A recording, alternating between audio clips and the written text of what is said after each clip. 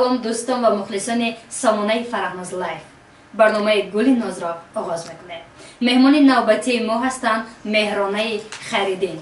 باوری دارم که هر یکی شما او را میشناسید، میدونید و پیوسته میدونید که سرودهای تویانه و سرودهای احمد زوی را بیشتر پیشکش ما و شما میگرداند. پس امروز دعوتش کردیم تا برنامه گل ناز را یک جا گذرانه. شما را خوش آمدید میگویم به برنامه گل ناز. تشکر زیاد، شامتان بخیر شادی باشد و مینداری خودم رو به اهلی سرپرستی برنامه تان میرسونم که مرا در برنامه خود دعوت نمودید. زنده و سلامت باشین. مهرنا جان، برنامه گل ناز رو تماشا کردید؟ خبر دارید چی اون برنامه است؟ بگی فهمیدید یا دوباره تماشا کردم. سلامت باشین. برنامه گل ناز از 3 شرط عبارت است. خب شرطای نه آنقدر دشوار است، زیرا که شما هنرمند هستید، از عهده این شرطا به کلی میبراید. شرط اول این یک جو سرودخوانی است، یعنی که بیت برای اکادمی که قولی براید. شرط دوم من یک چند سوال رو آیلی ان همون کار و فعالیت خودتون سوال میدهم و زیرا که مخلصان شما رو پسی پرده نمیدونن که شما چگونه نقشه ها دارید، یعنی که از پیش اون درباره خود شما. و سوم شرط همین است که یک سرود پوره خود را با آواز زنده بهر مخلصان پیشنهاد میکنید. خب شرط با فکرم قبول است؟ البته قبول است. خب زیرا که من راوی هستم و هنرمند، یعنی که سراینده نیستم، من سرودها رو دومبستگی میخونم. خب قبول است؟ قبول است. سلامت باشن. ترکی یاری کردی و من همچنان یارم تو را. 10 ثانیه وقت دارید. آفتابکی من شامی ما سحر شد، کفتری سپید از لانه بدر شد. دوامش نیست؟ هستم قدر یادم نیست. خب ته؟ ده ده؟ بدر شد. ده دقیقتی.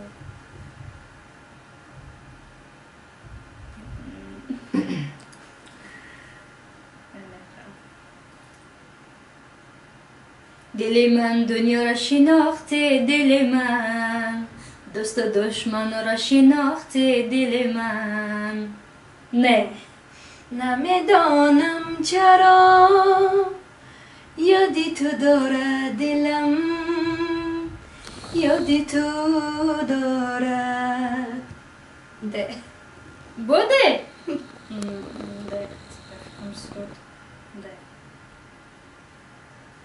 چه بفکرم. خب من باختم. مبارک باشد. در گوشی تو میمیرم. چند تا بود؟ سلامت باشد. میگذاریم به شرط دوم برنامه. خب مهرنا جان، میگفتید که از کدام وقت این جانب شروع کردید به کسب سرایندگی؟ چی سبب شد؟ تشکر زیاد. من از سنی 8 سالگیم صنعتکاری رو انتخاب کردم. در مکتب در چهاربینی ناحیوی جمهوری اشتراک میکردم. دویم سزاواری افتخارنامه و دیپلم ها میگشتم. سال 2008 در یکی از فستیوال های دولت در شهر خوجند برگزار گشت. از ناحیه ورزاب من در آنجا اشتراک کردم، سزاوار جای سوم گشتم. بعد از آن در جمهوری یک آزمونی مدران برگزار گردید که در آنجا من سزاوار جای اول گشتم. الهام من بیشتر در این صنعت زیاد شد و پدرم با همراه استادانم به من کمک کردن. بعد از ختم مکتب میانه من به دانشگاه دولتی فرهنگ و صنعت تاجیکستان داخل شده دانشگاه رو با دیپلم اول ختم کردم. این حال در ریاست فرهنگی حکومت شهر دوشنبه کار فعالیت کرده ایستادم. بهترین سلامت باشد. معلومات کوتاه درباره خودتون میدادید به هر مخلصان که دونن. کدام روز ما سال به دنیا آمده؟ در کجا زندگی میکنید؟ 31 دکامبر سال 1996 در ناحیه ورزاب من تولد یافتم. سلامت باشه. خب چرا امروز شما رو کم میبینیم در سایت های اجتماعی؟ یعنی اینقدر آواز دلنشین فارم داره از که اون کم است نویگری های شما؟ انشالله از ما آماده کرده ایستادیم سرودهای نو به نو و انشالله روزهای نزدیک همه اونها رو ثبت کلیپ کرده پیشکشی بینندگان میگردونیم. سلامت باشند. میگفتن که مهرنا جان، همین کسبی که شما انتخاب کردید برای شما چی داد؟ بسیار چیزها رو داد. صنعتکار شدن آسان نیست، ولی در نظر آدم ها آسان میتواند. تو در دل یک مردم خودت جای کردن خیلی دشواری است، خیلی زحمت میکشی.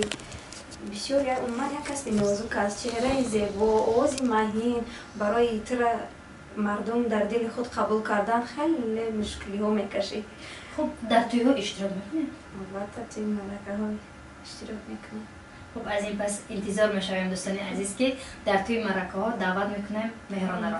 خب مهرانه جان گفتید که در از همین آزمونی مادر شما جای اول رو گرفتید. ولی جای اول. خب انا همان 4 مصرع و یا 8 مصرعش رو بهر مخلصان پیشنهاد میکردید. مادرم با تشنه جانی یاد می آرم تو را، مادرم با دلگرانی یاد می آرم تو را، مادرم با دلگرانی یاد می آرم تو را. سلامت باشین. خب مهرانه جان میگذاریم به شرط سیوم، چون اون چیزی که من میخواستم و مخلصان میخواستم و فکرم که دریافت کردم. میگذاریم به شرط سیوم یک سرودی پوره خود را با آواز زنده برای مخلصان کردم. خودم گلم در آستینم گل دارم، این بچه حکی شهرش دیخش دارم، ایا چه جان حوث باو ندارم، همه بچه دیهاتی را دوست می دارم، دوست می دارم. آخر سخن نیارم، جان دل میبره یارم، اصلی وطنش پرسین تاجیک بچه هیارم.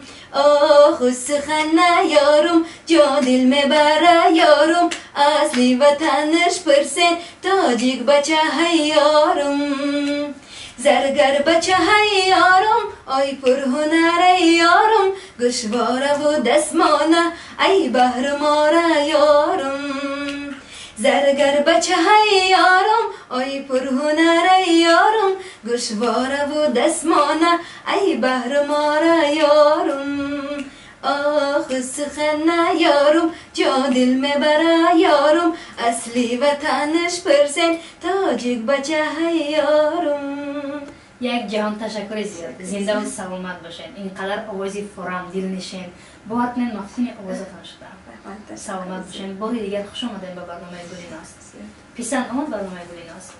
چی دشواری ها داشت؟ یگان دشواری ها نداشت برای من. سلامت باشین. خب از این پس باوری دارم که بهر مخلصان خود و بهر مخلصان سامانه فرامناز لایف نویگری خود را زود به زود پیشنهاد میکنید. خب بار دیگر خوش آمدید. سلامت باشید. مخلصان عزیز، اینجا رسیدیم به فرجام برنامه گلیناز. مهمانی ما بودند مهرانه خیردین. تا برنامه های دیگر خیر، خداوند یارتان باد.